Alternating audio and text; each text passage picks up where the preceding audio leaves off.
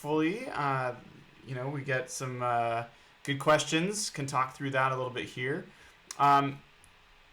It is the first game of the 2019 season for the Seattle Seahawks. We are super excited about all the new guys that are going to get their chances tonight. And with me, as always, to obsess about our Seahawks is Evan Hill. How you doing, Evan? I am stoked to be here. It doesn't feel real today. Does it feel real for you? It doesn't. It's like it's still, I think, a transition for me without the guys that we've known for so long. Like, it feels like we're unwrapping new presents, and even like a guy like Tedrick Thompson, who we've given a pretty hard time about on this show. Who knows? Maybe he's taken another step. Maybe we'll see evidence that something is new and different there. Yeah, there's a lot of fresh faces. For me personally, it feels like it's been a decade. So super excited to watch the youngsters play. Some new rooks, maybe some UDFAs competing for spots. Everybody's like preseason doesn't matter, but I'm a firm believer that preseason does matter. It's actually critical, not just for the depth of your team, but upcoming talent, like on rookies, outperforming rookie contracts. Like, this is where we really find out, do we have the depth? Do we have the talent to make a run, a deep playoff run? So tonight absolutely matters. You should be tuning in, and I can't wait. So DK Metcalf certainly is the guy that is on everybody's mind. I mean, he's the obvious one. You are Evan, and I know you've got Evan-like takes on DK Metcalf. What are you hoping to see tonight? What would get you excited? Specifically to DK Metcalf? Oh, God. I want to see him be a red zone target. I know it's Geno or Paxton throwing him the ball, but I want to see him be deadly in the red zone. I think if Russell could have somebody that's a go-to receiver, somebody that we hope Jimmy Graham, Percy Harvin would be, I would love to have Russell have that young red zone threat that he can grow with, throughout his 30s and finish his career with. That would be phenomenal. So I want to see DK go up, jump, grab the ball. I want to see him run clean routes. I want to see how they use his route tree. That'll be really interesting, what type of routes they have him running this game. There's been a lot of criticism about he can only run like a go route in a couple other routes, and he has feet that are the weight of stones. I want to see if that's true. I want to see if this is all going to translate to the NFL. The dude has a ton of potential, ridiculous measurables when it comes to his athleticism. I think he really has sky high potential, and I think it's only reaffirmed by what you saw in training camp over the past few days. Yeah, I mean, I have an expectation that he is going to make a big splash tonight. I think it's unfortunately it's a little dependent on the quarterbacks who are throwing to him, obviously, but I think Geno Smith is a decent enough quarterback to be able to help. And look, we don't need to see a lot. One downfield play from DK Metcalf, one slant route, one in-breaking or out-breaking route that shows some of the lateral agility. And, I think people will get rightfully excited. Outside of DK Metcalf, who else is on your list of guys that you're really interested to see? Yeah, in terms of specific players, I'm super excited about Marquise Blair. I think overall I'm going to have really a laser focus on the whole. But I think especially when it comes to Marquise Blair, there was a lot of hype around him, a lot of teams that were interested in him. He has sort of like a power-hitting, hard-hitting, strong safety vibe to him. So, that position group is weak. We know Bradley McDougald is solid. He is, currently slated to be the starting strong safety, but previously in his career, he has also played free safety. So there might be some work there where, BM could switch to free safety, and then maybe Blair, if he impresses, starts at strong safety. That could be a potential duo. But outside of those two, the group is super, super weak. You have Tedrick Thompson, you have Delano Hill, I'm trying to who else do we have back in the safety group? Who am I missing outside of those four? Well, Ugo Amadi might be playing there. You've got, I mean, Mm, obviously you got Bradley McDougald. You've got Marquise Blair, Lano Hill. I don't. Is Lano Hill playing tonight? I don't think he is actually. So I think he's yeah. out. So you've got Blair, obviously Tedrick. So Blair's a guy that honestly, I think Pete said it well. We haven't really been able to see his type of game in practice or training camp, and I think figuring out how to place him on the field. Like right now in the depth chart, he's listed as a backup for Bradley McDougald. Does that mean he's a free safety? Does that mean he's a strong safety? I think we're gonna have to see. And increasingly, the Seahawks are playing two deep safeties in their scheme. So we won't know if that is a bit of a different experience than what we saw before with someone like Earl Thomas, who was always the single high. You're gonna have a little bit of a different situation now. So it'll be I think a really really big opportunity for Marquise Blair to maybe make a push for starting spot, which up until a while ago didn't seem like a possibility, but due to injury. But he's maybe doing better now. So let's see what happens there. Yeah, we need some leadership out of that group. Expand the analysis down to the cornerback group, nickel corner, the outside corners. There's a lot of question marks. You've got Trey Flowers, who had a good rookie year. Shaq Griffin, who had sort of a disappointing sophomore slump. You've got Akeem King, who potentially something there. But there's a lot of question marks, and outside of Bradley McDougald, there's just not a lot of I don't know. There's just not a lot of solid talent there. Some people you can bank on. So if we got some leadership from there and defensive line, that'd be great. Yeah, I think that it's a good call about Shaquille Griffin and Trey Flowers. Those are two guys that, I mean, we talk about a fair amount, but figuring out what's realistic expectations for those two is a pretty big part of this preseason, because last year they were okay, a little bit below average, but I think that what would really make a difference this year is to see them making plays on the ball. And realistically, Shaquille Griffin had a couple picks last year. They both came in the same game against Chicago. Trey Flowers had no picks last year. It'd be great to see them just get some pass breakups and see, if they can just look a little bit more like vets that are aggressively making breaks on the ball. I think that would be a really big deal. Anything we can get from the secondary is going to be a big deal. Nickel corner's a huge question mark. So Ugo Amadi has been playing almost only safety during training camp, but he is supposed to play a lot of nickel corner according to Pete in this preseason game. So I'm really curious how he looks at that position, because Jamar Taylor is the other guy that I've seen there. Akeem King has been the kind of leader at that spot. So there's seeing how that plays around is going to be critical. Yeah, we just haven't seen like consistent takeovers from this defense in a long time. And as the NFL transitions to more of a pass-heavy league, even look at our Rams, who threw all over us last year. The Cardinals just got Kyler Murray, and the Niners have Jimmy Garoppolo back now. There's going to be some downfield threats. They're gonna. I have a feeling they're going to attack. They're going to identify and really focus on our secondary, attacking them and making them prove their worth. Trey Flowers, Shaq Griffin, the safeties, they have a big job ahead of them, and it'd be nice to see some turnovers from them. So another rookie that we haven't mentioned that is supposed to play tonight and hopefully gets a decent run is Cody Barton. I am personally most excited to see him play because I haven't seen him play yet. I mean, I saw him play at Utah, but there's a lot of buzz about him early in camp.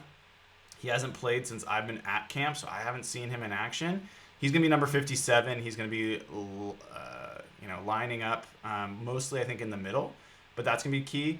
I'm also really interested in Shaquille Griffin at Stam linebacker. I think there's this little hidden battle going on between Shaquille Griffin and Ben Burke-Irvin, even though they're going to play different linebacker spots. There's a chance they only keep one of those guys. So of those three, young linebackers, is there anybody jumping out to you? Obviously, Cody Barton is the top name. He's had a couple interceptions in camp. He could really be a linebacker stud of the future, somebody to build around. BBK is also a local name that's super interesting. To me, though, really where I'm going to be most focused on, outside of Cody Barton, is really Shaquille Griffin. His roster spot is 100% safe, or maybe not even 100% safe, but I'm not even sold roster. He had a pretty rough preseason last year and then really didn't contribute throughout the season, obviously due to not starting, whatever, it be. But I don't think for this roster season to solidify his worth there. Yeah, I mean, a big thing to watch there is Barkevious Mingo as well. So Barkevious Mingo had been the strong side linebacker last year. Now it's going to be Michael Kendricks. Griffin is now the backup behind Kendricks. But Mingo's moved to defensive end, and he looked really good. He looked really good when he was in the scrimmage rushing the passer. So this is a guy that could be part of the solution to a pretty big problem for the Seahawks. And if he can do really well at defensive end, that could have impact on Shaquille Griffin and his roster spot. They're only going to keep so many guys. I think another position there to watch, or another player there to watch, is Cassius Marsh, Rasheem Green. On the depth chart today, I have shivers went down my spine when I saw Rasheem Green was third on the depth chart behind Brandon Jackson. I'm like, whoa. That's not good, and hopefully we figure out what's going on there. Because man, if Brandon Jackson truly is better than Rasheem Green might not make the team. Disclaimer there is, and I'm sure you saw this, that the Seahawks PR department puts that together. However, just like you, I don't know if you share the same opinion, but I'm expecting Rasheem Green. He needs to take a big step forward this year. This is, last year you could say he was caught behind Frank Clark, Jaron Reed, Puda Ford, who was an undrafted free agent, but this is his year to make a difference. And, there's going to be a lot of playing time on that defensive line. Jaron Reed has gone the first 6 games. There's names there outside of Ezekiel Ansah. So he's going to have the opportunity. Now's the time to step up. Second year of a 4-year rookie deal. It's going to be competitive, even though there's not a ton of star talent. There's going to be guys hungry for their spots.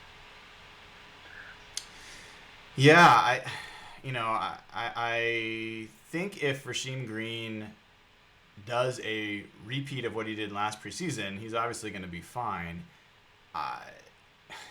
He hasn't done almost anything in camp when I've been watching him. He just hasn't looked impressive, and that's unfortunate. That's a pretty... I mean, when you and I and the fellows were talking during the offseason, and we were listing the guy that we thought was the key for the Seahawks that they really needed to take a step forward, Rasheem Green was one of the first names that came up. And it doesn't look like that's happened so far. So we'll hold judgment there. We'll see what happens, but that's a pretty big red flag where he is in the depth chart. I am also interested to see... There were some guys higher up in that depth chart at defensive tackle. Jaylee Tuili was, I think, listed as second on the depth chart in defensive tackle. He's a guy that hasn't been getting as many snaps. I don't know if it was injury or otherwise during camp, but he did get some pass rush when I saw interested. And he's backing up your fella there, dude, Poona Ford. So that's another guy that'll be fun. I mean, I think we're all hoping that Poona looks really disruptive and looks like he's taken a huge step forward this year, because I don't know any other. Yeah, and it obviously I think impacts the Jaron Reed extension. So he's been suspended for 6 games, but the market was just reset with we're looking at before pre-suspension, Jaron Reed was looking in the teens, maybe mid-high teens for an extension in terms of new money per year. So if Poona Ford can really take an even bigger step in year 2.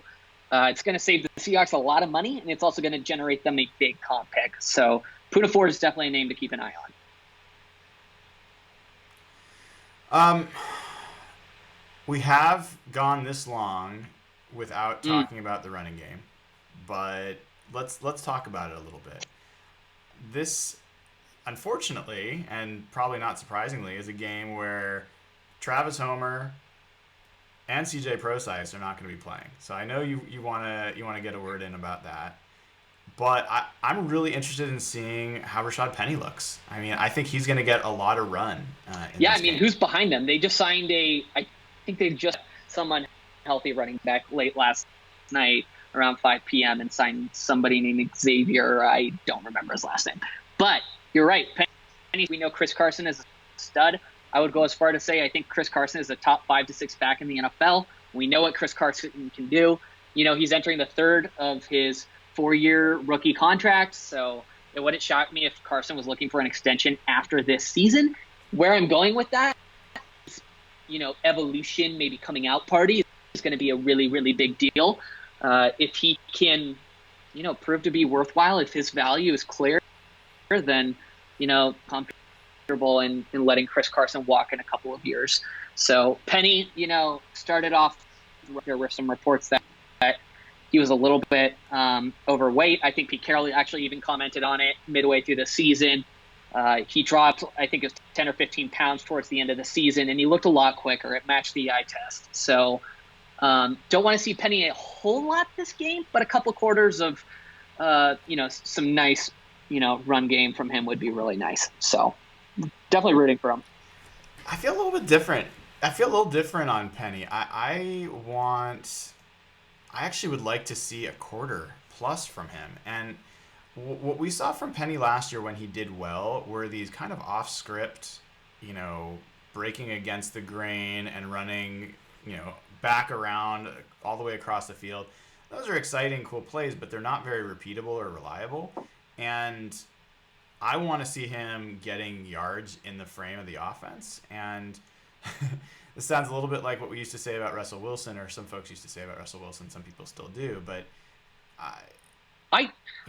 you really do, from a blocking perspective, need to know where your back's going to be. And I would like to see Rashad Penny. I mean, he's young enough. He should be able to take. I get what you're saying I get what you're saying, but at the end of the day, they're two very different backs. Chris Carson is sort of like a run in between the tackles, like almost like a Marshawn Lynch, almost like a mini Marshawn Lynch. Like, he's not afraid to break tackles. He showed that in 2018. Rashad Penny is a completely different back. He's a back that runs and operates well in space. He can make guys miss. He likes those explosive roundabout plays. I totally hear what you're saying. That's not a wise thing to do consistently. But at the end of the day, explosive plays are explosive plays, and I think that's why the Seahawks drafted him and why they're excited about him. So, and at this point, at this juncture, any type of explosion, any type of big plays from Penny is welcome by me. Yeah, and I don't know if we've heard final word about whether J.D. McKissic is playing. He was questionable. I don't know if you've heard for sure. Looking, and I don't see anything online. We'll see. Yeah, I hope he plays. So, I mean, one of the things we're kind of looking for is also changes to the way the offense will look. Now, they're going to keep it pretty vanilla, but vanilla can include, screens to the running backs. That's not exactly really doing anything crazy, but it's not something they did a lot last year. So seeing if they're going to involve the running backs more in the passing game, J.D. McKissic would be the guy, since both Homer and Prosise are out. Carson also, is pretty involved in the passing game when they're doing it in training camp. So that's another piece that's interesting. Bo Scarborough, I will say, I see a lot of people in chat talking about him. I was really excited about him. I have to say, seeing him in person pretty much deflated that balloon for me. What I remember of Bo Scarborough was when he ran over and through the Huskies in the bowl game, and he just looked like a man-child. He looked like an NFL back that just was way too powerful for that Huskies defense. He looks like every other guy. He does not look intimidating in an NFL uniform almost at all. And watching him run against these guys, he just doesn't stand out. So he could have a good game tonight. I hope he has a good game tonight. I wish him well. There's zero chance that Bo Scarborough is making this roster. So that's not a guy I'm particularly like focusing on. I would much rather see Rashad Penny have a big day today than 100% agree. I don't think I think he's a camp body. I think he's maybe makes the roster somewhere else, but I think this running back group is competitive, especially with the addition of Travis Homer. I know he's not playing tonight, but Penny, Carson, what are they going to keep? 4 backs. So Homer and then Procise or JD McKissick. I don't see both. Whatever his last name is, I forget making the roster. Yeah, so let's talk about receivers. We talked about DK Metcalf. Other than DK Metcalf, who's on your list of receivers? Gary Jennings is a clear watch. We drafted him in the 4th round. I believe it was top of the 4th round this past year. A little bit underrated, strong route runner. Has made some really big, late game plays in the college football realm. But outside of him, Jazz Ferguson is somebody that a lot of people are watching too. 6'5", dropped out of LSU. Kind of has like a, how should I say, like struggled past, like he dropped out of school, struggled with focusing, those types of things. He's somebody that has actually, raised some eyebrows in training camp, and he could be a dark horse candidate for making the roster. John Ursua is another player I'm watching, 7th round pick. The Seahawks traded a future, I believe it's 2026 round pick for him. He is somebody. He's a slot receiver out of Hawaii. Super great route running skills. A little iffy on the hands, and obviously, good hands are required to be a competent NFL receiver. But if he's somebody that can clean up, some of those drop, catches, you could be looking at a Doug Baldwin replacement. That's obviously a super optimistic take, but he's somebody that could fill that role in sort of a serviceable like manner. So those are the 3 receivers, outside of DK Metcalf that I'm focusing. Yeah, I think Jazz Ferguson's a really interesting one in that I wouldn't be at all surprised if he's the leading receiver in this game and makes some big plays. I also just don't see him making this roster. So, same with John Ursua. Although I will say, for folks that haven't seen John Ursua, he's like a spitting image of Earl Thomas without his helmet on. I don't know if you'll get a chance to see it today. It's kind of freaky. But in any event, those guys are going to have to show out on special teams. And so far, I haven't seen them do anything on special teams, like even participate in those drills. They might be, but it might be their 3rd string or something like that. But as well as I do that it's the most boring. Like our tendency watching football games is someone goes to punt the ball or kick it or kick off, and you kind of like go to the bathroom or you go to get a drink. But for these games, or even just check your phone, right? For these games, what happens during punt coverage and kick coverage and all those things matters more in most cases than what's happening, on offense or on defense. Unless a guy really shows out. But like making a tackle, every name, every number that makes a tackle during the game on special teams, that guy has a gold coin. And a guy that I'm really curious to watch there who's really stood out during training camp is Malik Turner as a punt gunner. He has been the best gunner I've seen in training camp, and one of the better gunners I've seen the Seahawks have in a while. I don't know if it's just in training camp, but I'm really hoping to see Malik Turner split the blockers and just level the punt. What are your thoughts on DK Metcalf returning punts? He's not going to return punts. I mean, they have. He's not going to do that. Tyler Lockett's going to return punts. He's sure-handed. They trust him. I think even after Tyler Lockett, I wouldn't be surprised if I think it's David Moore after that, and then DK Metcalf maybe. But I mean, even Ugo Amadi could be in there somewhere. But I don't know. I would love to see it because he is really fun to watch. But that's a lot to put on a rookie, and I guess I don't know if I trust his hands yet. I guess we'll see. Yeah, I could see Pete getting.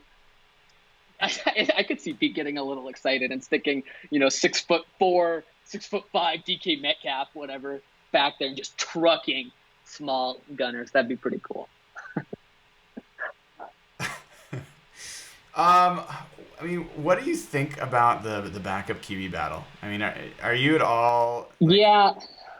do you have a preference on how that Yeah, goes? I was thinking, that's so strange that you asked this question, because I was literally thinking about this group over the past 2 days. I'm still of the firm belief, and maybe I'll get some hate on this. I don't believe the backup quarterback is currently on the roster. Or let me put it this way. I don't think the backup quarterback should be currently on the roster. Like, I think there's better options out there. Like, for example, I'd pick up Colin Kaepernick tomorrow. Colin Kaepernick's better than both Geno Smith and Paxton Lynch. Paxton Lynch is complete garbage. He had one day in training camp where everybody got super excited about him because he threw one normal NFL pass to a receiver like he's expected to do, like he was drafted in the first round, and he just finally started doing it, 2 years later after being drafted by the Broncos. Geno Smith, I think, is a much better candidate. There's some rumors about him potentially having like a minor injury, and that's why they might be sitting Russell Wilson. We'll see if that is complete fairy tale rumor land, but we'll see. I think Geno Smith is the better option out of the two for sure, though. Yeah, that's still my take. Look, I think they're both. Well, I think Geno Smith is absolutely an NFL backup. He to me is like slightly below 500 starter, and that's not a great backup, but that's a legitimate backup. Paxton Lynch has not yet proven he's even a backup quarterback. Although, if you're asking me who's made the best throws, like the hardest throws and the most impressive throws between the two, it's definitely been Paxton Lynch. And I did not come in as any big Paxton Lynch fan, so this is not any bias. Just the truth. He's made some gorgeous throws, most of them deep, and I just haven't seen that from Geno Smith. So Geno's got some sort of injury. Pete implied, I guess, that he could get some kind of procedure done after this game and then be back for the next game. We'll see. I don't know. I think that they really want to just see what Geno Smith has, and I think Paxton Lynch is probably going to get the bulk of playing time. There's nobody behind the two quarterbacks. That's it. That's it. Yeah. So we are 10 minutes from kickoff, Evan. The only thing I think we haven't really talked about, we talked about safeties, corners, linebackers, defensive line, receivers, running back, quarterback. I can't believe that a pregame show about a new Seahawks season has gone this long without talking about the offensive line. I'm glad you brought them up. One player, not to cut you off, one player I'm super excited to watch actually is DeMarco Jones. Yeah, I don't know if some fans remember him from the last preseason. Was looking really good, in just a couple of series, I know. But, there was a really strong draft profile on him. People were really excited about him. He could be a potential right tackle of the future if they let Ifedi walk in free agency. So he's healthy. I assume he'll be playing tonight. He's recovered from his injury. I think he's a player to watch. Yeah, absolutely. And he's number 73, so keep an eye out for him when he comes in. He's definitely a different body type. He's not quite as big as some of the other guys, but he looks really good to me. And hopefully everybody stays healthy. That's the big thing. We didn't talk about tight ends either, but, Will Dissly, I think, is out for this game. Jacob Hollister, unfortunately, that's the guy I really want folks to see, is also out. So it's a big chance for Nick Vannett, who I currently don't have making the roster. And I think we're going to see George Fant playing some tight ends. So maybe we'll see George catch a couple passes. That'd be fun. And then the god himself, Michael Dixon, will be punting occasionally, hopefully not too often. And Jason Myers, who, my God, Evan, I know you've been a big fan of the signing since it happened, but I watched him kick last preseason, and he did not kick over 50 very well. And this preseason, I'm watching him kick from 60 with pretty the good news is regularity. You know what the good news is? Sports are played by humans, and humans can improve and get better at things. All the haters to the Jason Myers deal can skedaddle out of our Twitter mentions. Jason Myers is going to be a stud for the Seahawks this year. I absolutely guarantee it. That's one of the things I'm most confident about. Seriously, Jason Myers is going to be a strong contributor, and that means they're not going to score many touchdowns. Well, I don't know if I'll go that far, but I am looking forward to seeing. I would like to see him kick. I'd like to see him make a couple. And look, let's get some score predictions. You know, it's impossible in preseason. Let's do it this way. What amount of points would make you feel good about the Seahawks? And let's go. You know, yeah, let's go for the full game. What would make you feel good? What are you hoping the Seahawks What would score? make me feel good? 27 plus. Yeah, I was gonna say 25 plus. Like, definitely want to see, but they're going against a Vic Fangio defense, a legit defense without their starting quarterback. So, but we've also got some, we've got some receivers and running backs and even some offensive line guys that we are hyping up about, and step forward and seize the opportunity. Then now's the time. So if there's talent there, today's the day to show it. Yeah, and what are you hoping for from the defense? If not a point total, what would make you feel more confident that this defense is going to do their part, whatever that is? Yeah, two things. Number one, turnovers. It would be awesome if we saw three to four defensive turnovers this game. And I know that's aggressive and ballsy, but we need interceptions, we need fumbles, we need tackle for loss, and on top of that, we need pressures. We may not come out of the game with high sack numbers, but it's about pressure rate. How often are we putting pressure on the quarterback, getting him out of the pocket? They have Joe Flacco, they have a couple young rookies in there. Let's see what they can do. This defensive line is super, super weak on paper, and there's going to be a lot of opportunity for playing time and maybe some dark horses for the defensive line group. So for me, it's turnovers and pressure rate. I gotta give props to Daddy Dennis in the YouTube chat, who predicts a final score of 43-8.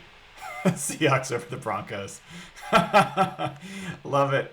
All right, Evan. Let's leave it there. I certainly, if I had to pick one thing that would make me feel most excited in this game, I'd have to go with DK Metcalf. I mean, if he really looks like the player that I've been seeing in camp, and he does it in this preseason, then just let the hype continue to build. I mean, he could be great. He could be great. And, the way you win championships is by having great players. And I know that seems really obvious, but the Seahawks have not added a lot of great players. They've added starters or good players. He could be a blue chipper. So I'm really hoping to see him break out. Anyone else for you that's like your one guy? It would probably be, Marquise Blair. I want to see him make a statement tonight. We need some group. He might. This is another aggressive take, but he might end up being, your strongest day one contributor out of all the rookies. He has that potential impact. Yeah, it's not. That's a fair point. All right, everybody. Thank you for joining us. Thank you for putting up with some of the audio video challenges. We're still working through it. It seems like we got a little bit better there as we made some adjustments. And please tune in for the post-game show. Immediately following the game, we are going to host a post-game show. It's going to have all four of us, myself, Evan, Jeff, and Nathan. We're going to talk about what we saw, players that stood out, players that didn't, and what it means. So in the meantime, you got time to go to patreon.com, patreon.com/hawkblogger. Become a patron. You could be at this game right now if you're a patron. 7 patrons are at this game for free as we gave away tickets to those folks.